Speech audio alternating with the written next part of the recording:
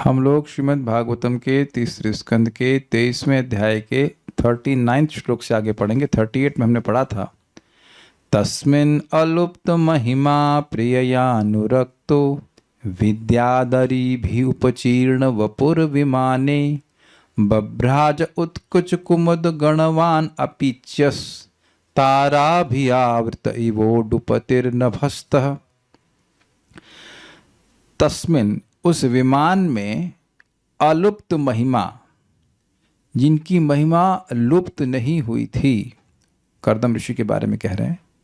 और प्रिया अनुरक्तो, अपनी प्रिया अपनी पत्नी से वे अनुरक्त थे। विद्याधरी भी उपचीर्ण वपुर, वह उन विद्याधरियों 1000 विद्याधरियों गंधर्व कुमारियों के द्वारा सेवित शरीर वाले थे।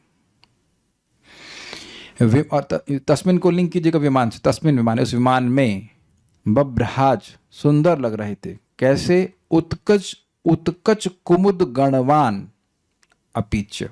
बभ्राज का मतलब था सुशोभित हो रहे थे, ये तो है, चमक रहे थे, चमक रहे थे और सुंदर लग रहे थे, था अपीच्य का अर्थ, नॉट रॉन्ग। हाँ, तो वह चमक रहे थे उस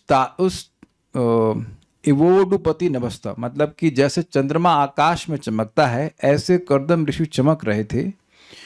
और जो स्त्रियां थीं, उनकी आंखें थीं, उनकी तुलना कुमुदनियों से की जा रही थी। खिली हुई कुमुदनी, उत्कच मतलब खिला हुआ। और जैसे तारा भी आवृत इव उडपति, जैसे कि चंद्रमा ताराओं से घिरा रहता है और कुमुदनियों से भी घिरा रहता है, उसी प्रकार से कर्दम ऋषि घिरे हुए थे उन विद्याधरी कन्याओं के द्वारा, अपनी पत्नी में अनुरक्त थे। और वह जो आंखें थीं जो उन विद्याधरी कन्याओं की थीं, उनकी तुलना खिले हुए कुमुद से की जा रही है। अब कुछ बातें कल छूट गई थी, थोड़ा सा समय भी मैं देख रहा था, समय कम था तो मैं व्याख्या नहीं किया। देखिए, अलुप्त महिमा ये समझना बहुत जरूरी है कि हम लोगों ने ब्रह्मा जी की प्रार्थना में सुना था, व्यक्ति यानी आत्मा अपने साम्राज्य को कब प्राप्त करता है? स्वराज्यम ऋच्छति, जब वह अपने आप को भगवान के निकट सेवक के रूप में देखता है, उसका सेवा भावना जागृत हो जाती है, तब वह अपने साम्राज्य को, अपनी महिमा को प्राप्त होता है। जब तक जीव ये मान रहा है कि मैं ये देह हूं, तब तक वह अपनी महिमा को प्राप्त नहीं है। तो जिस व्यक्ति को एक बार ये रियलाइजेशन हो गया कि वह देह नहीं है, भगवान का सेवक है, उसको दोबारा यह ज्ञान नहीं हो सकता है, यद्यपि वह इंद्रिय विषयों में पड़ा भी क्यों ना हो। जैसे भगवद गीता में भगवान कहते हैं, स्पर्शन स्पर्शन ऐसे करके श्लोक है कि देखते हुए, सूंघते हुए, छूते हुए, मतलब सांस लेते हुए इत्यादि, वो ये देखता है कि इंद्रियाणि इंद्रियार्थेषु वर्तन्ते इति धारयन् नैव किंचित करोमिति युक्त मन्येत तत्ववित्। जो तत्ववित् है वो कभी नहीं मानता है कि वह कुछ कर रहा है। इंद्रियां अपने इंद्रियों के विषय के संपर्क में आ रही हैं, मैं कुछ नहीं कर रहा हूं, ऐसा हम लोग नहीं मानते, क्योंकि अभी हम लोग मिथ्यांकार से फंसे हुए हैं, मिथ्यांकार के वशीभूत हैं, फंसे नहीं, वशीभूत हैं। We are mesmerized by false ego। इसलिए हम सोचते हैं कि मैं कर रहा हूं, मैं चख रहा हूं, मुझे ये सब्जी नहीं अच्छी लग रही, मुझे ये सब्जी अच्छी लग रही है, whatever। कौन ऐसा कह सकता है कि वह ऐसा नहीं सोचता? आप ही तो सब्जी खा के आए होंगे ना अभी दोपहर में या सुबह, कि कोई और खाया? कौन लोग ऐसा कह सकते हैं कि भाई मेरी जीव केवल अपने विषय का संपर्क कर रही थी और मैं इसमें अलिप्त था? कल्याण प्रभु को नहीं लगता है। कोई नहीं बोलेगा तो ना, इसमें डांटने वाली क्या बात है? अगर ऐसा ही होता तो जो वस्तु आपके लिए अच्छी नहीं उसे आप कभी नहीं खाते। कोई व्यक्ति यहां पर ऐसा है जो कह दे कि जिससे जो वस्तु उसे पता भी है कि ये वस्तु उसके शरीर के लिए ठीक नहीं है, फिर भी उस कारण से वो उसे कभी नहीं खाता हो? क्योंकि आप खा रहे हो ना। एक माता जी, नाम नहीं रखेंगे चलिए, माता जी कल घर पे आई थी तो उनके नाक में जुकाम मतलब बहुत भरा रहता है, काफ़ी दिक्कत हो रही, तो कहती हैं प्रभु जी अब तो हम इसको मान लिए कि अपने जीवन में साथ में लेके चलेंगे। तो हमने कहा चावल खाती? हाँ चावल तो बहुत पसंद। तो उनको पता है कि चावल कफ बढ़ाता है, लेकिन छोड़ नहीं पा रही हैं, और दूध भी पी रही थी। तो दूध और चावल तो कफ बढ़ाता है, तो प्रसिद्ध बात है ना। और मैं उनका नहीं मजाक बना रहा हूँ, सभी लोग every one is very difficult. Prabhupada कहते हैं people can give up meeting but not eating. मैथुन त्याग देंगे लेकिन अब खाने का सुख नहीं त्याग पाते हैं। बहुत से ब्रह्मचारी भी हैं लेकिन खाने में कैसे छोड़ देंगे भाई। तो ये है ना, अब ये अनुभव ही हो रहा है कि हम खा रहे हैं। किसको अनुभव नहीं होता है कि ये वो खा रहा है। तो आप देख रहे हैं कि तो अब स्वाभाविक सी बात है कि कोई व्यक्ति इतनी सुंदर स्त्रियों के द्वारा सेवित हो, पत्नी तो है ही, इतनी सुंदर स्त्रियों के द्वारा सेवित हो, तो क्या ये मान सकता है कि वो सेवा नहीं स्वीकार कर रहा है? क्या वो नहीं मानेगा कि मैं कितना महान हूं, देखो इतनी सुंदर स्त्रियां मेरी सेवा कर रही हैं। देखिए ये पुरुषों की मतलब वृत्ति ही होती है कि उसको सुंदर स्त्री है तो उसको आकर्षित करने के लिए कुछ ना कुछ करते रहते हैं, कुछ दिखाएंगे कि हम हीरो हैं। ये आप नहीं कह सकते कि नहीं है, something they will show in excellence. इसका प्रमाण आपको दे रहा हूं। अर्जुन एक बार युद्ध किए थे, जब ये लोग लाक्षागृह का काम हो चुका था तो उसके बाद ये लोग जंगल में भ्रमण कर रहे थे, तो एक जगह वह एक गंधर्व से युद्ध किए। कुछ था वो सरोवर में उनको स्नान नहीं कर रहा तो लोग पानी ले लेते, कुछ था वो उसका सरोवर था और वो गुस्सा हो गया तो झगड़ा किया और अर्जुन उनको हरा दिए। तो गंधर्व बाद में बोला देखी मेरी पत्नी, ऐसे मुझे कोई दिक्कत नहीं होती लेकिन मेरी पत्नी सामने थी और उसके सामने हमारी बेइज्जती नहीं होनी चाहिए थी। तो उसको दिखाने के लिए कि हम भी शूरवान हैं इसलिए हम आपसे युद्ध की, नहीं तो आपसे कोई हमारा ऐसा कोई बैर नहीं है। और उस समय अर्जुन ब्रह्मचारी थे तो ब्रह्मचारी का तेज तो होता ही है स्ट्रांग। तो point what I am trying to say is कि ये टेंडेंसी होती है। देखिए ये टेंडेंसी इंसानों में नहीं होती है, बंदरों में भी होती है। बंदर दो चार बंदरियों को आकर्षित करने के लिए वो पोल लेगा, उसको ऐसे ऐसे करेगा, उससे क्या मिलना है? कुछ खाना भी नहीं मिलना उसको, लेकिन दिखाएगा कि मैं कितना शक्तिशाली हूं। ये टेंडेंसी होती है। तो अब मैं ये क्यों कह रहा हूं, इतनी सुंदर स्त्रियां जिनके शरीर से क्या आ रहा था, कमल की गंध आ रही थी, कितनी सुंदर होंगी। ये ध्यान दीजिएगा कि वो बाइया नहीं है, वेरी वेरी मतलब अट्रैक्टिव, बहुत सुंदर स्त्रियां, और वो सेवित उनको सेवा कर रही हैं, लग करके सेवा कर रही हैं। तो अब वो कितना उनके मन में अहंकार आ जाना चाहिए। इतना बढ़िया महल है, इतनी सुंदर स्त्रियां। ये परम पूज्य वृंदावन चंद महाराज का स्टेटमेंट है कि अगर कोई व्यक्ति अपने स्कूटर पर एक सुंदर स्त्री को बिठा के घुमा रहा है, मतलब पत्नी हो या प्रेमिका हो या जो कुछ भी हो, तो उसके मन में बड़ा अहंकार होता है, देखो कितनी सुंदर स्त्री मेरे साथ में है। किसी को कोई विरोध है तो बताइएगा। ऐसा होता है, उसको बहुत मतलब अहंकार होता है। तो यहां उनका अहंकार होना, अगर मैं उर्दू में कहूं, लाजमी था। इट वॉज बट नेचुरल कि उनका अहंकार आ जाता कि देखो कितनी सुंदर सुंदर स्त्रियां मेरी सेवा कर रही हैं, इत्यादि इत्यादि। लेकिन अलुप्त महिमा मतलब वो बिल्कुल नहीं भूले कि वह भगवान के सेवक हैं। तो आप कहेंगे फिर ये सब क्यों कर रहे हैं? भाई पत्नी के प्रति भी तो कर्तव्य है ना।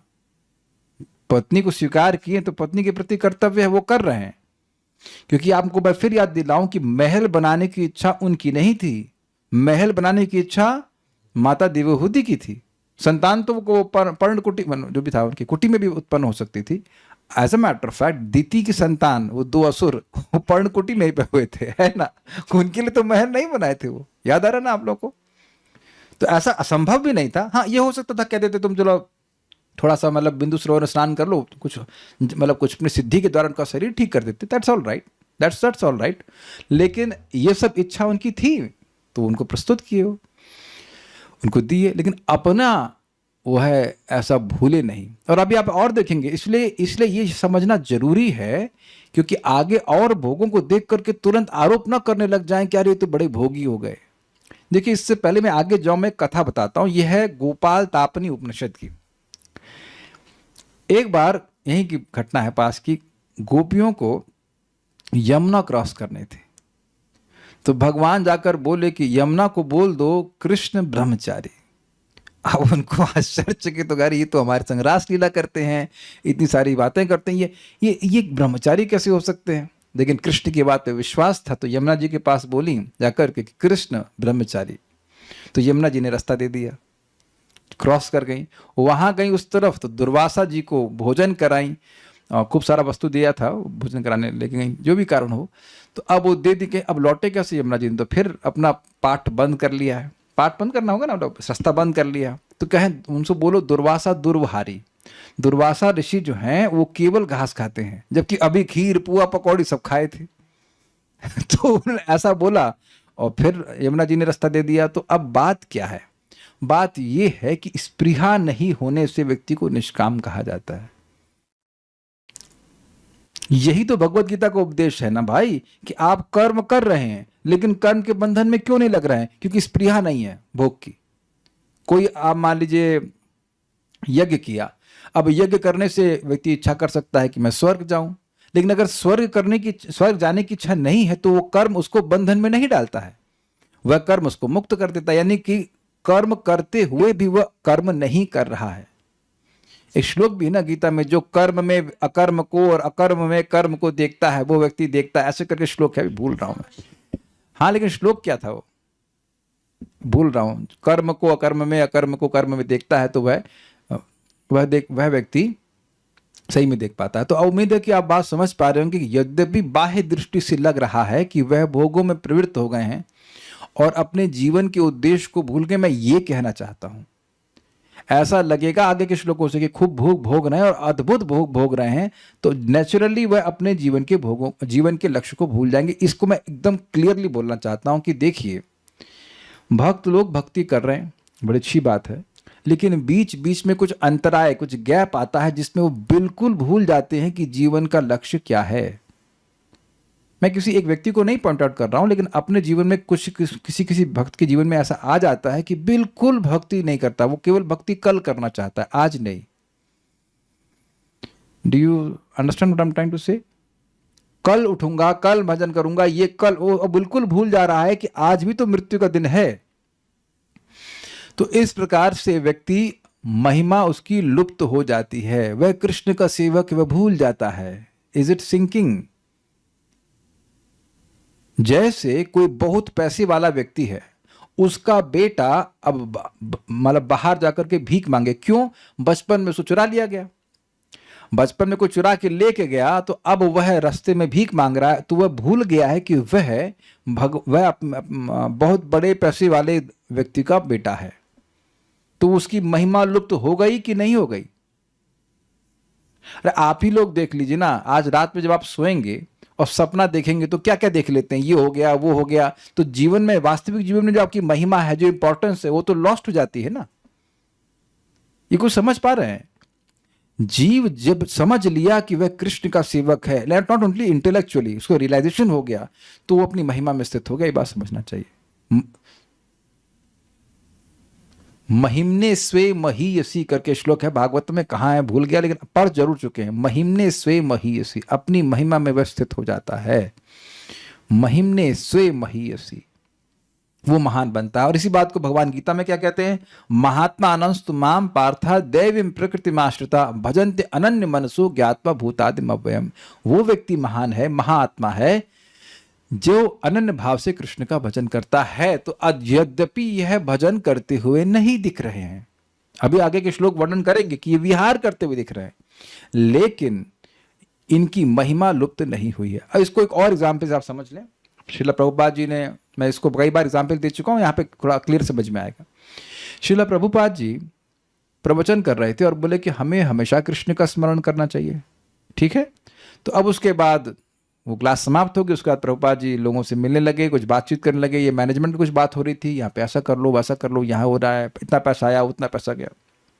तो पीएल सेठी जी, जो दोनों जगह अवस्थित थे, क्लास में भी और बाद में मीटिंग्स में भी, तो बाद में प्रभुपाद से पूछे, प्रभुपाद उसके बाद कुछ कर रहे थे कार्य, और उन्होंने कहा कि अभी तो आप कह रहे थे कि हमें निरंतर भगवान की भक्ति करनी चाहिए, भगवान का स्मरण करना चाहिए, और अभी तो आप भगवान की कोई बात ही नहीं कर रहे हैं, आप कह रहे हैं इतना पैसा आया, यहाँ से ये लाया, ये काम कर लो वो काम कर लो। तब प्रभुपाद जी ने क्या कराया था? प्रभुपाद जी ने अपने पीठ पे उनको अपना कान लगाने के लिए कहा, और पीएल सेठी जी ने वहाँ से हरे कृष्ण मंत्र सुनते हुए, हरे कृष्ण उच्चरित होते हुए सुना। तो यद्यपि लग रहा है कि भक्त जो है वो भौतिक जगत में लिप्त है, लेकिन ऐसे शुद्ध भक्त कभी भी भगवान की स्मृति से, उनकी स्मृति पटल में हमेशा भगवान बने रहते हैं। जैसे आप कहीं भी कुछ भी कार्य करिए, क्या आकाश छोड़ करके कार्य करते हैं? पानी पिए बिना हम लोग आरती करते हैं? भगवान की आरती कर रहे तब तो पानी नहीं पीते हैं। भोजन बना रहे हैं तो तब भोजन नहीं करते हैं। तो भोजन प्रूफ हो गए, पानी प्रूफ हो गए, वाटर प्रूफ हो गए, लेकिन आकाश प्रूफ भी हो सकते हैं क्या? और इसी बात को भागवतम में बताया गया था, पादम एकम च न मुंचति धौतात्मा पुरुषः कृष्ण पादम एकम न मुंचति। जिस व्यक्ति का मन पवित्र हो जाता है, उसके हृदय से भगवान श्री कृष्ण के चरण कमल एक क्षण के लिए भी नहीं हटते हैं, एक क्षण के लिए भी नहीं। तो ये बात थोड़ा कल रह गई थी समझाने के लिए कि अलुप्त महिमा का क्या मतलब है। Is it okay? ठीक है, हम लोग आज के श्लोक को देखते हैं। इसलिए यद्यपि उनके विहार के बारे में सुनेंगे, लेकिन ऐसा नहीं सोचना चाहिए कि कोई अभाव में, जैसे कोई कामी व्यक्ति सोचता है अरे ये नहीं मिला तो अब वह जाकर के उसके कुछ प्रयास करता है और वो भोग आदि प्राप्त करता है। ऐसे करके विहार वो नहीं कर रहे हैं। ओके, मेरे पीछे बोलिए। तेनाष्ट लोकप विहार कुलाचलेन्द्र द्रोणी स्वनंग सख मारुत सौभगासु। तेनाष्टलोकप विहार कुलाचलेन्द्र द्रोणी स्वनंग सख मारुत सौभगासु। सिद्धैर्नुतो द्युधुनिपात शिव स्वनासु रेमे चिरम धनद वल्लल नावरुथि। सिद्धैर्नुतो द्युधुनिपात शिव स्वनासु रेमे चिरम धनद वल्लल नावरुथि। तेनाष्टलोकपविहार कुलाचलेन्द्र द्रोणी स्वनंग सख मारुत सौभगासु। तेनाष्टलोकपविहार कुलाचलेन्द्र द्रोणी स्वनंग सख मारुत सौभगासु। सिद्धैर्नुतो द्युधुनिपात शिव स्वनासु रेमे चिरम धनद वल्लल नावरुथि। सिद्धैर्नुतो द्युधुनिपात शिव स्वनासु रेमे चिरम धनद वल्लल नावरुथि। तेनाष्टलोकपविहार कुलाचलेन्द्र द्रोणी स्वनंग सख मारुत सौभगासु। तेनाष्टलोकपविहार कुलाचलेन्द्र द्रोणी स्वनंग सख मारुत सौभगासु। सिद्धैर्नुतो द्युधुनिपात शिव स्वनासु रेमे चिरम धनद वल्लल नावरुथि। सिद्धैर्नुतो द्युधुनिपात शिव स्वनासु रेमे चिरम धनद वल्लल नावरुथि। तेनाष्टलोकपविहार कुलाचलेन्द्र द्रोणी स्वनंग सख मारुत सौभगासु। तेनाष्टलोकपविहार कुलाचलेन्द्र द्रोणी स्वनंग सख मारुत सौभगासु।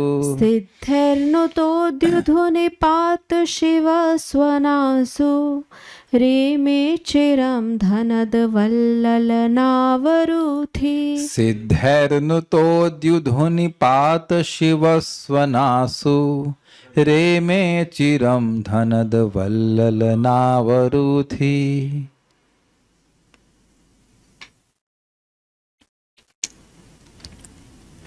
उस हवाई प्रासाद में आरूढ़ हो वे मेरु पर्वत की सुखद घाटियों में भ्रमण करते रहे, जो शीतल, मंद तथा सुगंध वायु से अधिक सुंदर होकर काम वासना को उत्तेजित करने वाली थी, अर्थात मेरू पर्वत और वहां पर सुंदर ब्रीजेस कह लीजिए जो काम वासना को उत्तेजित करने वाली थी। इन घाटियों में देवताओं का धनपति कुबेर सुंदरियों से घिरा रहकर और सिद्धों द्वारा प्रशंसित होकर आनंद लाभ उठाता है। कर्दम मुनि भी अपनी पत्नी तथा उन सुंदर कन्याओं से घिरे हुए वहां गए और अनेक वर्षों तक सुख भोग किया। तो एक फोटो यहाँ पे दी गई है कि मेरू पर्वत का दृश्य दिया गया है और यहाँ पर माता देवहूति हैं कर्दम ऋषि के साथ और बहुत सारी स्त्रियां भी वहां पे हैं। तेना यानी उसके द्वारा उन्होंने उस विमान से कुल अचलेंद्र, ये किसको ऐसे देखिए, कुल मतलब परिवार, अचल मतलब पर्वत चलता नहीं, और इंद्र मतलब राजा। तो जो पर्वतों के समुदाय का राजा है, पर्वतों के राजा मेरू पर्वत की। अब समझ में आ गया इसका मतलब क्यों? क्योंकि मेरू पर्वत सबसे बड़ा है। उसकी द्रोणीषु घाटियों में चिरम दीर्घ काल तक धनदवत, धन देने वाले यानी कुबेर के समान, ललनावरूथी, ललना मतलब होता है सुंदरी कन्याएं, और वरूथ मतलब होता है झुंड, समूह। तो कन्याओं के समूह के साथ रेमे यानी विहार किया। विहार किया का मतलब होगा गायन, गाना गाया। अब क्या गाए होंगे पता नहीं, वो डिस्क्राइब नहीं किया कि क्या विहार किया, लेकिन किया। सिद्धय नुतः, उस समय सिद्ध गण उन्हें प्रणाम करते थे। अब देख लीजिए कि भाई अगर मैं सामान्य भाषा का प्रयोग करूं, टुच्चा काम कर रहे थे तो सिद्ध गण उनको प्रणाम नहीं करते। भाई अगर देखा जाए तो सामान्य भाषा में कहेंगे स्त्री लंपट, अनेक स्त्रियां लेकर के घूम रहे हैं, लेकिन फिर सिद्ध लोग उन्हें प्रणाम क्यों कर रहे हैं? इसीलिए तो भागवत में मेंशन है ये। क्या श्रीमद् भागवतम में भी विदुर जी और मैत्रेय मुनि किसी स्त्री लंपट व्यक्ति के बारे में वर्णन करेंगे, वो अपनी स्त्री के संग कैसे घूम रहा है? अच्छा ये बताइए, आप लोग करें ऐसा कोई कि फलाना व्यक्ति अपनी पत्नी को लेके कहाँ टहल रहा है, इसके चर्चा का आप लोग करते हैं क्या? आप लोग कोई करते हैं क्या? We don't normally, I don't remember कि डूइंग दैट, कि अपनी पत्नी को लेके कहाँ घूम रहा था, कोई नहीं। आप लोग को आश्चर्य नहीं हो रहा है कि यहां सभी के भविष्य में आने वाले सभी साधकों के सुनने के लिए ये विषय क्यों प्रस्तुत किया जा रहा है? जो सामान्य लोग भी इतना चर्चा नहीं करते कि हमारी पत्नी को या अपनी प्रिया को लेकर हम यहाँ घूमे वहां घूमे, या कोई और व्यक्ति चर्चा करता नहीं करते हैं। सो नॉर्मली लोग नहीं करते हैं, एटलीस्ट शालीन लोग तो नहीं करते हैं। तो अब महाभागवत चर्चा क्यों कर रहे हैं? प्रमाण सिद्धाई नुतः, उस समय सिद्ध गण उन्हें प्रणाम करते थे क्योंकि अलुप्त महिमा। देखिए इसी प्रकार का प्रणाम, इसी प्रकार का आश्चर्य प्रस्तुत किए थे चित्रकेतु महाराज शिव जी के लिए। शिव जी अपनी पत्नी को अपनी जंघा पर बिठाकर और वैराग्य का उपदेश दे रहे हैं। फिर वो हंसने लगे, कह रहे हैं ये तो केवल शिव जी कर सकते हैं और कोई नहीं कर सकता है। क्या कोई ऐसे व्यक्ति को कहीं किसी मंदिर में अलाउ किया जाएगा भागवतम क्लास देने के लिए? और एकदम खुल्लम खुल्ला वहां पे सब नारद जी बड़े बड़े ऋषि मुनि बैठे हुए हैं और वो सुन रहे हैं कथा, वो सुन भी रहे हैं बड़े आग्रह से। तो वहां चित्रकेतु महाराज को बड़ा आश्चर्य हुआ। तो वहां पे आचार्यों ने कहा है कि चित्रकेतु महाराज खुद बहुत सारी सुंदर स्त्रियों को लेकर के विमान पर और भगवान का यश गाते हुए जा रहे थे। तो शिव जी मजाक किया, अरे तुम इतनी लड़कियां लेकर घूम रहे हो, तुम्हें कोई दिक्कत नहीं है? ऑब्वियसली वो सारी लड़कियां भगवान का यश गा रही थी। महाराज समझाते हैं कि देखिए लड़कियों का कंठ अच्छा होता ही है, अगर आप उन्हें कोई इंस्ट्रूमेंट मत दीजिए। आप देखिए गांव में माता जी लोग इकट्ठा हो जाती हैं, बिना इंस्ट्रूमेंट के वो गाती हैं, बड़ा अच्छा लगता है ना? तो अब वहां पे चित्रकेतु महाराज भी खूब गा रहे हैं, उनके संग भगवान का यश ही गा रहे हैं, लेकिन वो भी जैसे शिवजी कह रहे हैं जैसे तुम डिस्टर्ब नहीं हो रहे हो, जगह जगह घूम रहे हो अपना विमान लेकर, कैसे हम भी डिस्टर्ब नहीं हो रहे हैं? इसमें कौन से आश्चर्य की बात है? तुम समझ ही रहे हो इस बात को। लेकिन पॉइंट इज दैट कि सिद्धय नुतः, मैं इसकी व्याख्या कर रहा हूं। जैसे वहां शिव जी के सामने सारे लोग उनको गुरु मानकर, सारे लोगों से मेरा मतलब है परम विरक्त नारद जी आदि, उनको अपना गुरु मानकर उनसे कथा सुन रहे हैं, उनको प्रणाम कर रहे हैं तब ना। तो उसी प्रकार से ये यद्यपि विहार कहा गया है, गा रहे हो, खेल कूद कर रहे हो, जो कुछ भी कर रहे हो, खेल कूद तो नहीं कह सकता, I don't want to offend कर द मनीषी, जो कुछ भी विहार में आता हो कर रहे हैं, पिकनिक आउट से पिकनिक कर रहे हैं, लेकिन उनको प्रणाम कर रहे हैं, सिद्धों के द्वारा उनको प्रणाम किया जा रहा था। तो इससे अलुप्त महिमा वाला पॉइंट आपको याद रखना होगा।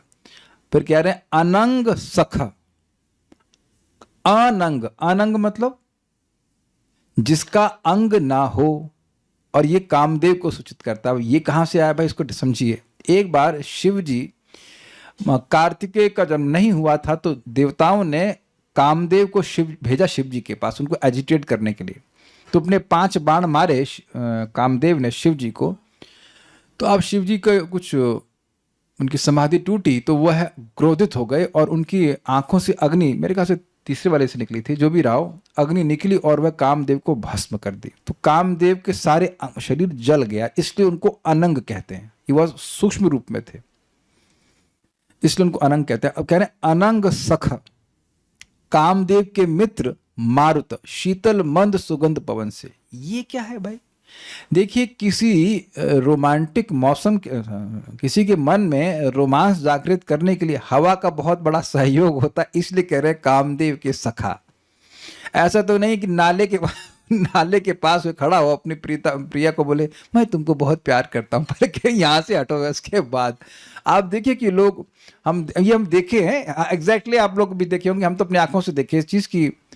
बाली में गए थे तो जपा रिट्रीट करने के लिए गए थे, तो उन्हें स्थान गए, कोई पिकनिक स्पॉट था, तो वहाँ सब अपनी प्रियाओं को लेकर के आते हैं। बड़ा सुंदर सुंदर हवा चल रही होती है, सुंदर घाटियाँ होती हैं। जैसे कि पहले किसी वक्त ने बोला था हनीमून या जो भी कुछ होता है, तो वो हिल स्टेशन होता है, तो हिल स्टेशन में सुंदर सुंदर हवा भी चलती है, वातावरण बड़ा अच्छा लगता है, तो मन थोड़ा रोमांटिक होता है। तो क्यों रोमांस का कारण जागृत कराने का काम है अनंग का, कामदेव का, लेकिन सहायता करते हैं मरुत, मतलब शीतल मंद सुगंधित पवन से। ये बात बोल रहे हैं। सौभगासु, बड़ी सुहावनी थी, मतलब क्या था वो घाटी अनंग सख मारुत सौभगासु, यानी कि जो कामदेव की सखा है, सुंदर सुगंधित वायु, उससे वह सुहावनी लग रही थी। अष्ट लोक प, 8 लोकों को, 8 दिशाओं के लोकपाल। अष्ट लोक प, लोकप मतलब लोकपाल। 8 दिशाएं होती हैं, उसके बारे में प्रपात बताएंगे, वो भी हम लोग आगे चर्चा करेंगे। उनके लोकपाल भी होते हैं, उनकी उन दिशाओं को होल्ड करके रखते हैं, उनको हाथी कहते हैं हम यहाँ से। 8 दिशाओं में हाथी हैं, जो नहीं सॉरी, हाथी नहीं है। अष्ट लोकपाल मतलब 8 लोकपाल हैं जो 8 दिशाओं को धारण करते हैं, होल्ड करके रखते हैं। विहार करते थे, मतलब उस घाटी में 8 दिशाओं के लोकपाल विहार करते थे, देवता विहार करते थे। तथा कुछ छूट गया क्या? नहीं ठीक है ना, कुबेर के समान तो आ गया ना। हाँ ठीक है, कुबेर आ गए। जैसे कुबेर बहुत सारी कन्याओं को लेकर उन घाटे में विहार करते थे, वैसे ही विहार करने लगे। बेसिकली पॉइंट क्या है, जो कुबेर की फैसिलिटीज थी वो इनको प्राप्त थी, ये कहने का अर्थ। भाई आप और मैं अगर मान लीजिए भक्त वाला एंगल ना देखें तो 5 स्टार होटल में तो हमारा सामर्थ्य नहीं है वहां पे रुकने का। तो अब कहें अरे भैया वो तो एक 5 स्टार होटल के बड़े सूट बोलते हैं, सूट में रुक रहे हैं, तो मतलब जो बड़े बड़े बिजनेसमैन को सुविधा मिलती है वो उस व्यक्ति को मिल रही, इस तरह से तुलना की जा रही है। ठीक है, विहार करते थे तथा द्यू ध्वनि, द्यू मतलब होता है देवलोक, वो द्यूलोक बोला गया था। और ध्वनि मतलब कि वहाँ पे जो नदी है, तो बेसिकली देव नदी, गंगा जी के पात गिरने की शिव स्वनासु पवित्र ध्वनि होती है। ये समझे बात? अब इससे कुछ समझ में आ रहा है कि मेरु पर्वत इंगित हो रहा है कि देवलोक की बात हो रही है, और वहां पे भी आप जानते हैं गंगा जी हैं, तो गंगा जी उस घाटी में गिरती होंगी, तो गिरने से पवित्र ध्वनि होती। भाई गंगा जी तो सब, गंगा जी के संबंध में सब कुछ पवित्र ही है, तो गंगा जी वहां गिर रही हैं, और गिरने से विज्ञान से प्रपात कहते हैं, प्रपात, जल प्रपात शब्द सुना है आपने, झरना, तो झरना होगा वो गंगा जी का होगा, और वह सुंदर ध्वनि कर रहा है। अच्छा, यह सब लोग स्वीकार करते हैं कि झरने की ध्वनि बहुत सुंदर लगती है, झरना अपने आप में सुंदर लगता है, लेकिन झरने की ध्वनि भी सुंदर लगती है, ये सबको अनुभव है। कौन व्यक्ति आज तक झरना देखा ही नहीं है? राजस्थान वाले हैं शायद इधर। मदन मोहन प्रभु देखे हैं झरना? देखे है ना? हाँ, ओके, देखे तो होंगे एटलीस्ट। आपने कभी नहीं देखा तो जाओ देख के आओ। ठीक है, अरे गूगल पे देख लो भाई, इसमें क्या है। तो बहुत से लोग, अभी अमेरिका में कोई नियाग्रा फॉल्स है ना, आई एम नॉट रॉन्ग, अफ्रीका में नियाग्रा है, एनी हाउ मैं कुछ त्रुटि कर रहा हूँ, लेकिन बहुत मतलब बहुत बड़ा है और बहुत विशाल है, उसको देखने के लिए बहुत लोग जुटते हैं। बहुत सुंदर लगता है एक्चुअली झरना। झरने का पानी में स्नान करने से बहुत लाभ भी होता है, बहुत सुंदर है। अगर अभी मैं फोटो तो यहाँ पे नहीं दिखा रहा हूँ, लेकिन आप लोग अगर झरने का स्मरण करेंगे तो झरने का स्मरण करने से बड़ा अच्छा लगता है। तो उसकी जो पानी गिर रहा है वो बहुत पवित्र है, गंगा जी के संबंध में, इसलिए कह रहे हैं गंगा जी का जल है। देखिए, अब ये भी अगर किसी को ना समझ में आ रहा हो कि ध्वनि कैसे पवित्र और अपवित्र होती है। अभी कुछ दिन पहले हमारे घर के घर छोड़ करके दूसरे घर में वो घर तोड़ा जा रहा था, फिर बनाया जा रहा होगा, ये काम है कलयुग में। तो अब वो क्या कहते हैं, हैमर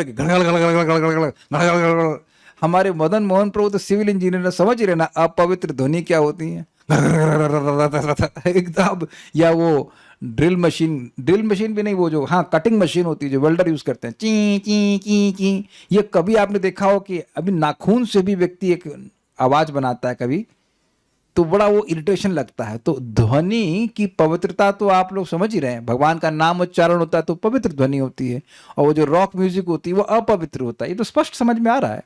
तो गंगा जी का ये जो गिरना है ये बड़ा ही, किसे कहते हैं, कल कल ध्वनि होती है। कल कल ध्वनि सुनी आपने? बहुत सुंदर होता है। आप लोग सभी लोग समझ रहे होंगे कि झरना, अभी अगर नॉर्मल झरना, पवित्र झरना है, पवित्र नदी वहां से गिर रही है, तो बड़ा पवित्र जल गिर रहा है, तो वह स्थान बहुत अच्छा लगता है। तो ये सब बातें हैं, ये सब देखने के लिए लोग बहुत पेमेंट करते हैं। मैं जब बाली गया था तो एयरपोर्ट में देखा कितने अमेरिकन वहां पे आ रहे थे। अद्भुत बात है कि अपने देश को खराब कर लिए हैं उसके बाद दूसरे देश में मतलब नेचुरल ब्यूटी देखने के लिए आ रहे हैं। ये है ना, कितना इंडस्ट्री वो फैला ली है, लेकिन फिर भी अब उसमें संतुष्ट नहीं है, नेचुरल ब्यूटी लोग देखने के लिए जाते हैं। मैं समझता हूँ दार्जिलिंग में भी होगा या ऐसा होते होंगे। मैं आपको बताऊं, मैंने ये अनुभव किया है। ये आप, जब मैं साउथ इंडिया जा रहा था पढ़ने के लिए, तो मंगला लक्षद्वीप एक्सप्रेस, और आप बारिश के समय में जाइए, तो आप जब जाएंगे आफ्टर यू क्रॉस बॉम्बे के बाद बहुत सारे स्थान पर आपको झरने दिखाई पड़ेंगे। आप कोई गया होगा तो अनुभव कर पाएगा वो, और बहुत अच्छा लगता है, बहुत अच्छा लगता है। मतलब ट्रेन के दोनों तरफ झरने दिखाई पड़ते हैं, बहुत जगह झरने गिरते रहते हैं। महाराष्ट्र में ऐसा है। महाराष्ट्र में इवन आप कार से भी जाएंगे तो वो पहाड़ों के घाटी, डेक्कन है ना, डेक्कन, उससे होते हुए जाएंगे तो बहुत सारे झरने दिखाई पड़ेंगे। और भी मुझे कौन बता रहा था, इधर हिमालय की तरफ भी जाएंगे आप, उत्तराखंड में तो बहुत देखे होंगे आपने, बहुत बहुत सारे झरने आपने देखे होंगे और बड़े सुंदर लगते हैं देखने में। नैनीताल की तरफ, यस एग्जैक्टली, नैनीताल की तरफ भी। तो ये सब बात हम समझना चाहिए कि ये भी आपने बड़ा अच्छा नाम रखा। मैं नैनीताल भी गया हूँ भी, मतलब बहुत घुमा नहीं हूँ, लेकिन वहाँ गया हूँ तो वहाँ देखा है कि वहाँ भी लोग ये सब रोमांटिक वातावरण ऐसा रहता है, उधर बादल उतर रहा है तो बड़ा अच्छा लगता है। तो ये सब मूड क्रिएट कर देता है लोगों के लिए, इंद्र तृप्ति करने के लिए। तो ये सब वहाँ पे स्थान था, लेकिन अलुप्त महिमा तेना, उस विमान के द्वारा अष्टलोकप, जो अष्टलोकपाल हैं उनका जो विहार स्थान था, क्या, कुलाचलेंद्र, पर्वतों के समूह का जो राजा था, अर्थात मेरु पर्वत, उसकी द्रोणी अर्थात घाटी में,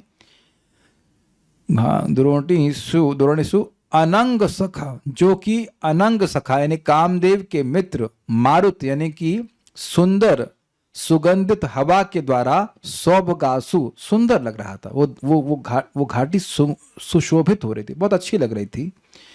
सिद्धैर नुता, और सिद्धों के द्वारा उनको नमस्कार किया जा रहा था। द्युध्वनि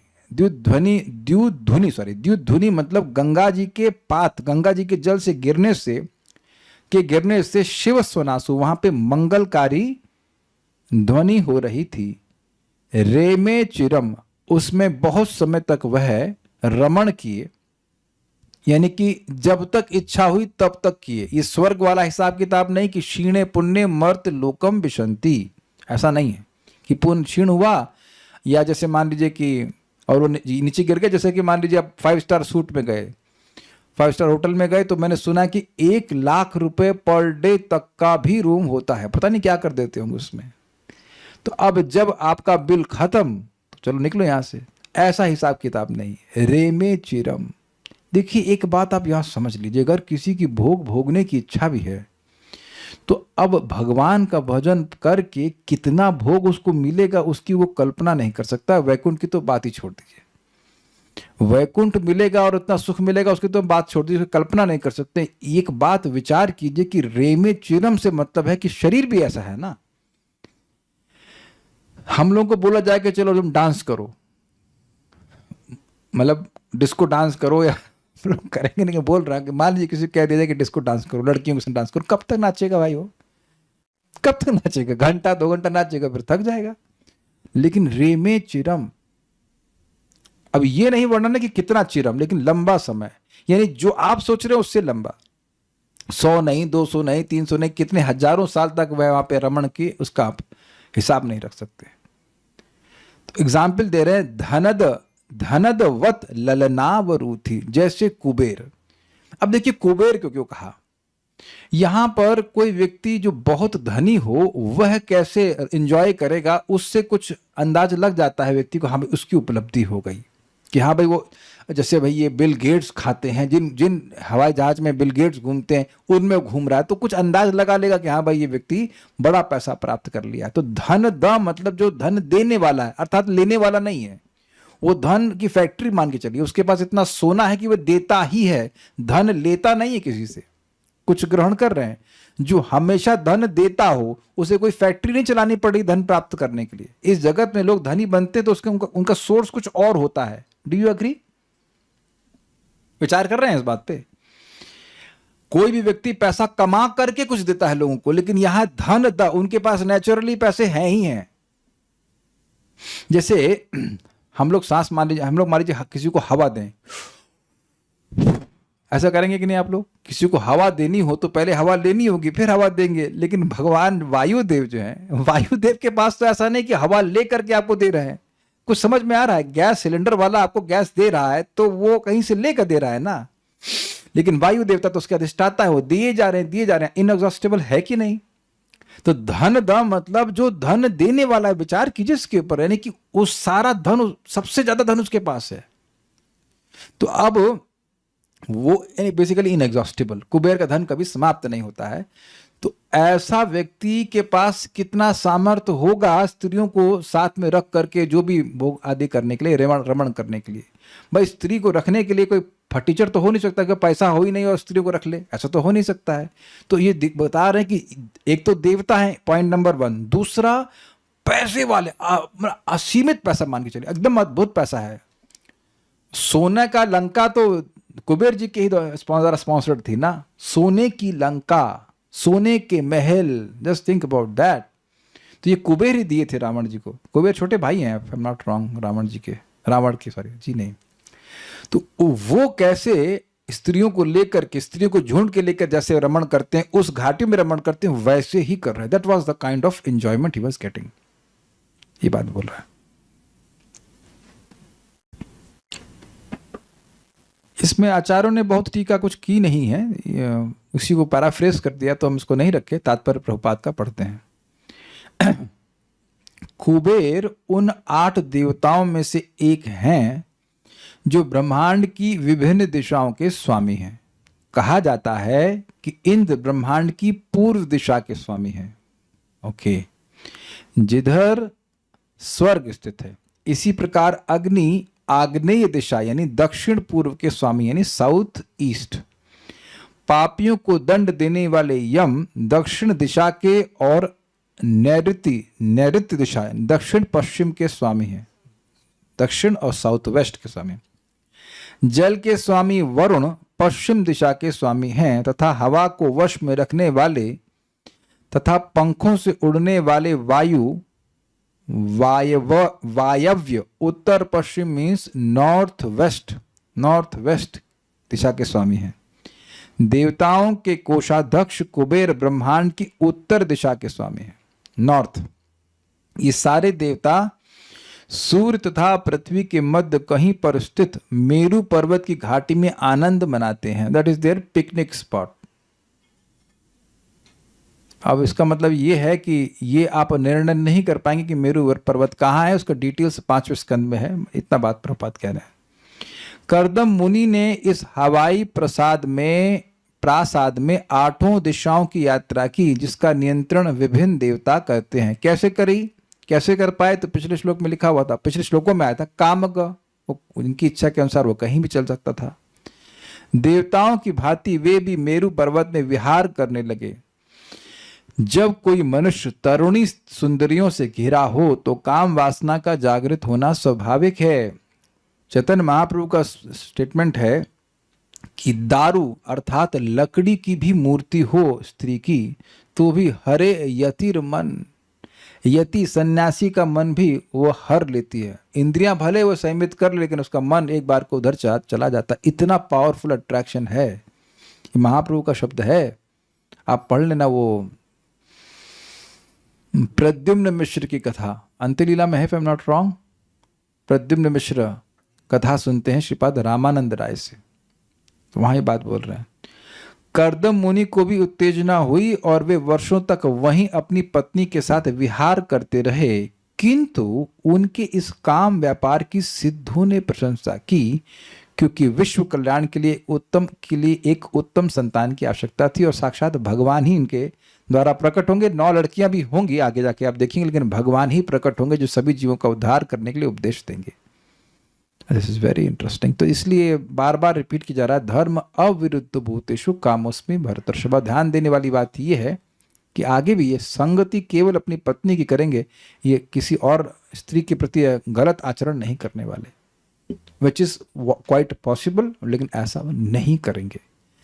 ये आप लोगों को बहुत सिंपल लगता होगा, लेकिन इस जगत में जब लोगों को पावर मिल जाती है, तो इसे कहते हैं ना एब्सोल्यूट पावर मिल जाती है, जिन्हें कोई रोकने टोकने वाला नहीं होता है, तो क्या वो गलत आचरण नहीं करते हैं? थोड़ा थोड़ा पैसा आ जाता है तो लोग पर स्त्री गमन आदि करते ही हैं। स्पेशली अगर ऐसा कोई रोक टोक ना हो तब। तो यहाँ ऐसा होने के बावजूद भी उनकी इंद्रियां सहमित थी। बात ध्यान रखिएगा, बहुत अद्भुत है। इसीलिए सिद्ध लोग उनको नमस्कार कर रहे थे। फिर कह रहे हैं कि केवल यही नहीं, अन्य स्थानों पर भी गए। वैश्रम्भ के सुरसने नंदने पुष्प भद्र के, वैश्रम्भ के सुरसने नंदने पुष्प भद्र के, मानसे चैत्र रथ्ये च सरे में रामया रतः, मानसे चैत्र रथ्ये च सरे में रामया रतः। वैश्रम्भ के सुरसने नंदने। 1 मिनट रुकिएगा। देखिए, मणिग्रीव और नल कुबेर के बारे में आप जानते हैं, उसकी व्याख्या तो मैं नहीं कर रहा, लेकिन ये कुबेर के ही पुत्र थे और अब 2 स्त्रियों के साथ हो गए, तो उनको यह भी पता नहीं था कि वो गंगा जी में है और निर्वस्त्र हैं। मैं अलुप्त महिमा पे ही बोल रहा हूं। केवल 2 स्त्रियों के साथ थे और यह भी नहीं उनको लिहाज रहा कि नारद जी आ गए तो अपने अंग को ढक लें, अपने शरीर को ढक लें, बल्कि बड़े उद्दंड होकर वहां खड़े रहे निर्लज रूप से कि ये साधु यहां क्यों आया है, ये नहीं, इसको यहां आने की क्या जरूरत है। अब सोचिए कि वही सब स्थान रहा होगा, गंगा जी का जल है, सब कुछ है, लेकिन देखिए देवता होकर भी कैसा उनकी महिमा लुप्त हो जाती है, कोई सेंस नहीं रहता। वो केवल 2 स्त्रियां थी और यहां पर हजारों स्त्रियां हैं, फिर भी उनका मन ठीक है, वो आकर्षित है अपनी पत्नी के प्रति, लेकिन ऐसा नहीं कि वो पूरा डिस्क्रिमिनेशन भूल जाए, खत्म हो जाए। फिर श्लोक को देखते हैं। वैश्रम्भ के सुरसने नंदने पुष्प भद्र के, वैश्रम्भ के सुरसने नंदने पुष्प भद्र के, मानसे चैत्र रथ्ये च सरे में रामया रतः, मानसे चैत्र रथ्ये च सरे में रामया रतः। वैश्रम्भके सुरसने नंदने पुष्पभद्र के वैश्रम्भके सुरसने नंदने पुष्पभद्र के मानसे चैत्र रथ्ये च सरे मे रामया रतः मानसे चैत्र रथ्ये च सरे में रामया रतः। अपनी पत्नी से संतुष्ट होकर, अपनी पत्नी से संतुष्ट होकर, ना कि अन्य स्त्रियों से, वे उस विमान में न केवल मेरु पर्वत पर ही वरन वैश्रम्भक, सुरसन, नंदन, पुष्पभद्रक तथा चैत्र रथ्या में और मानसरोवर के तट पर भी विहार करते रहे। तो ये एक फोटो दिखाई जा रही है, रिप्रेजेंटेटिव फोटो है कि वो अन्य अन्य स्थानों पर भी गए, घूमने के लिए गए। यहाँ भी देखना है, ये भी देखना है। सह उन्होंने अर्थात कर्दम ऋषि ने वैश्रम्भ के देवताओं के उद्यान, वैश्रम्भक मतलब देवताओं के उद्यान, सुरसने यानी सुरसन, नंदने नंदन, इट सीम्स नंदन कानन के बारे में बात हो रही है, ये भी देवताओं का एक फॉरेस्ट है। मतलब जो मैं समझ रहा हूँ, वैश्रम्भक जो है वो देवताओं का उद्यान है और नंदन जो है वो देवताओं का जंगल है। पुष्पभद्र के पुष्पभद्र, चैत्र रथ यानी चैत्र रथ च और मानसे मानसरोवर में रामया अपनी पत्नी के साथ रतः अनुराग भाव से रेमे यानी विहार किया। देखिए यहाँ पे रतः का मतलब रति मतलब गलत कार्य, गलत सेंस में नहीं लेना चाहिए। उनका अपनी पत्नी के प्रति प्रेम था तो बड़े उल्लास के संग अपनी पत्नी के संग इन सब स्थानों को दर्शन करने के लिए, वहाँ पे आनंद लेने के लिए गए। जैसे आप सिंपल सी बात है, वो व्यक्ति अपनी पत्नी के संग गया, वहाँ पर एप्पल मिला, एप्पल खा रहा है, तुम भी खाओ मैं भी खाऊं, ऐसे समथिंग ऑफ दैट सॉर्ट, जो भी यहाँ वर्णन नहीं कि क्या किए, लेकिन इसी प्रकार का वे आनंद लिए। अगला देख लीजिए।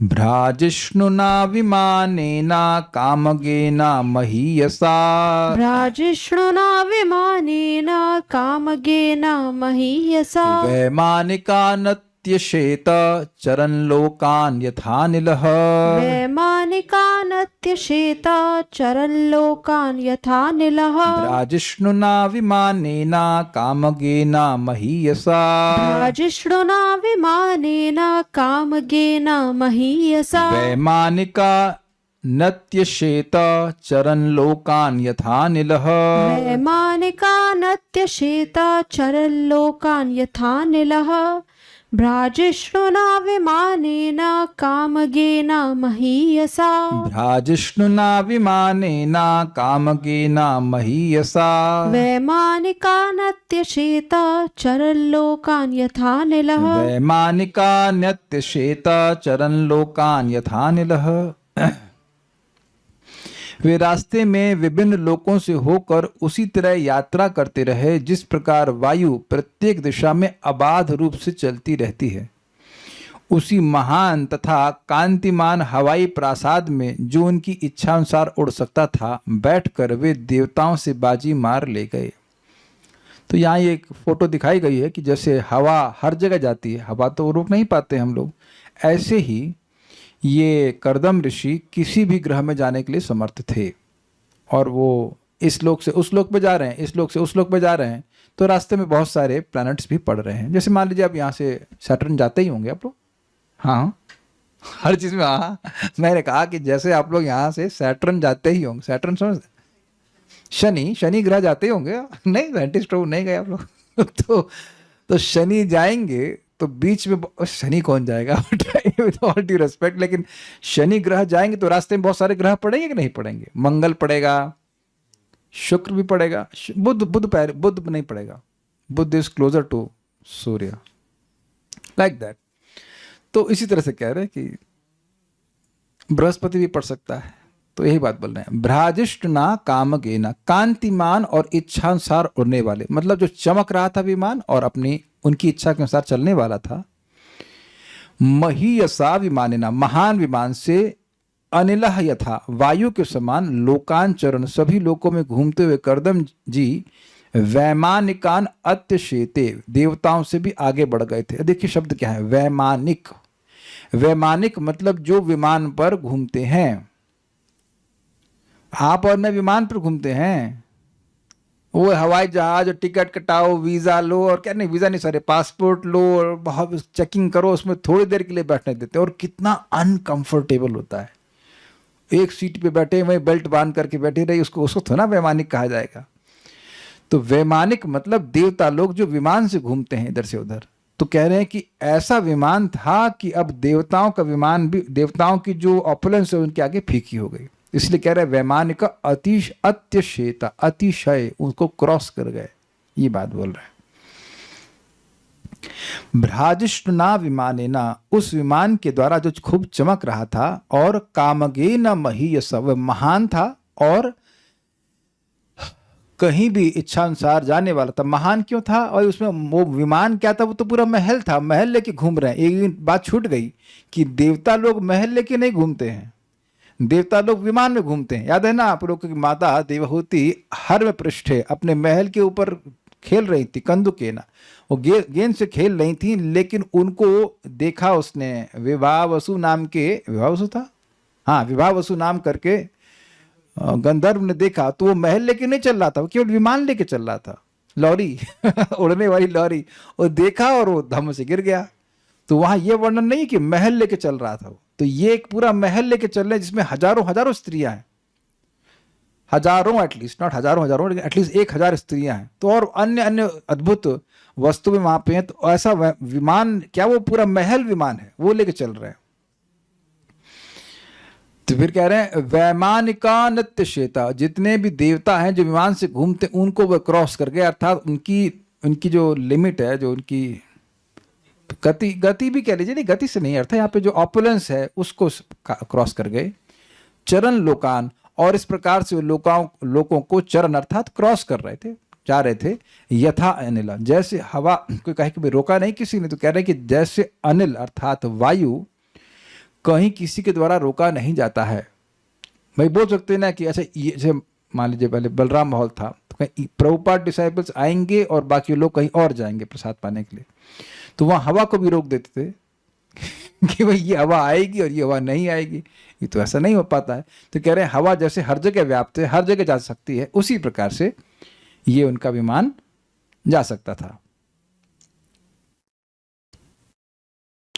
तात्पर्य, देवताओं द्वारा निवसित लोक अपनी अपनी कक्षाओं तक ही सीमित रहते हैं, ठीक है, किंतु कर्दम मुनि अपनी योग शक्ति से बिना रोक टोक के ब्रह्मांड की किसी भी दिशा में यात्रा कर सके थे। इजी है, बृहस्पति अपने रेंज में घूम रहा है, पृथ्वी अपनी रेंज में घूम रही है, लेकिन ये कहीं पे भी घूम रहा है, ठीक है। इस ब्रह्मांड में रहने वाली जीवात्माएं बद्ध जीव कहलाती हैं, अर्थात वे अन्यत्र जाने के लिए स्वच्छंद नहीं हैं। हम इस भूलोक के वासी हैं, हम अन्य लोकों में स्वच्छंद विचरण नहीं कर सकते। आधुनिक युग में मानव अन्य लोकों या ग्रहों में जाने का प्रयत्न कर रहा है, किंतु अभी तक वह असफल रहा है।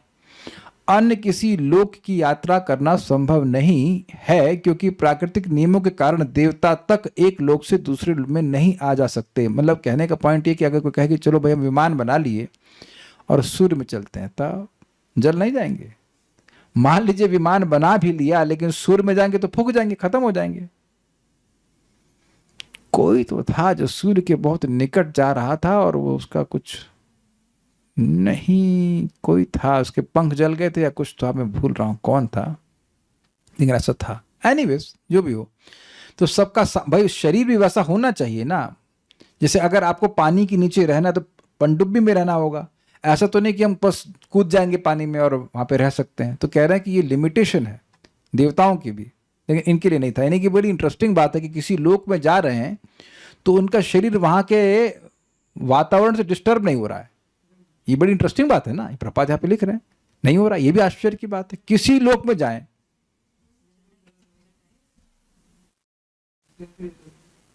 शायद आप सही कह रहे हो, शायद जटायु के बारे में बोल रहे हैं, जटायु उनके पंख चल गए थे। बट पॉइंट इज दैट कि इनका विमान जा भी रहा था कहीं पे भी, और वहां की परिस्थिति से प्रभावित भी नहीं हो रहा था। आश्चर्य, ठीक है। अब कल्याण प्रभु कह रहे हैं मास्क लेके, अब बताइए मास्क लेके कोई विहार करेगा? ये बताइए, अभी जो कोविड हुआ था उसमें मास्क जब लगाना पड़ता था, कितना बड़ा वो पनिशमेंट था भाई। वो कान में रबड़ रस्सी इतनी खराब लगती थी, उसमें कोई खाना खा पाएगा ठीक से? पूरा बहुत कठिनाई हो जाएगी। तो ये नहीं सोचना चाहिए। He did not need anything, कोई फैसिलिटी नहीं थी, वो बस उनकी योग सिद्धि से ऐसा हो रहा था। देखिए ये आश्चर्य नहीं, जब आप लोग वैकुंठ चले जाएंगे तो आपके पास भी सिद्धि हो जाएगी। वहां स्पष्ट लिखा है कि वैकुंठ के भक्त अनेक अनेक ब्रह्मांडों में जाते रहते हैं और वो भक्तों का उद्धार करते रहते हैं। उनके लिए सब नियम नहीं। नारद जी भी कहीं भी जा सकते हैं, ठीक है। कोई कह रहे हैं जटायु के भाई के संघर्ष हुआ, तो जो भी हुआ हो, अब संपाति के संघर्ष हुआ तो बताए का ही नहीं आप, अब याद आया आपको, रामायण की इन्फॉर्मेशन आपको देनी है, ठीक है। खैर जो भी हो, वो गए, संपाति गए थे सूर्य के पास, तो उनके पंख चल गए थे, वो गिर पड़े थे। तो ये ऐसा उनके संग नहीं हो रहा है, ठीक है। अन्य किसी लोक की यात्रा करना संभव नहीं है, क्योंकि प्राकृतिक नियमों के कारण देवता तक एक लोक से दूसरे में नहीं आ जा सकते। जैसे कि देवता लोग ब्रह्मलोक नहीं जा सकते हैं। देवताओं की लिमिट कहाँ तक है? वो स्वर्ग तक है, उसके ऊपर भी नहीं जा सकते। वो महरलोक और तपलोक, जनलोक, सत्यलोक, ये नहीं जा सकते वो लोग ना। किंतु कर्दम मुनि अपनी योग शक्ति से देवताओं से भी आगे निकल गए थे और वे समस्त दिशाओं में आकाश में यात्रा कर सकते थे। यहाँ पर दी गई उपमा सटीक है। यथा अनिल शब्द इस बात का सूचक है कि वायु बिना रोक टोक के कहीं भी विचर सकती है, उसी तरह से कर्दम मुनि भी ब्रह्मांड की समस्त दिशाओं में भ्रमण कर रहे थे। अब मान लो कोई आश्चर्य करे, भाई ऐसे कैसे कर लिया, तो उसका उत्तर वह अगले श्लोक में देंगे। उसको हम जल्दी नहीं करना चाहते, वो कल पढ़ाएंगे। बहुत अच्छा श्लोक है, भगवान की महिमा का वर्णन है, इसको एकदम हम जल्दीबाजी में नहीं करना चाहते। So will stop here. Thank you so much. Shrimad Bhagavatam की जय, श्रील प्रभुपाद की जय, निताई गौर प्रेमानंदे।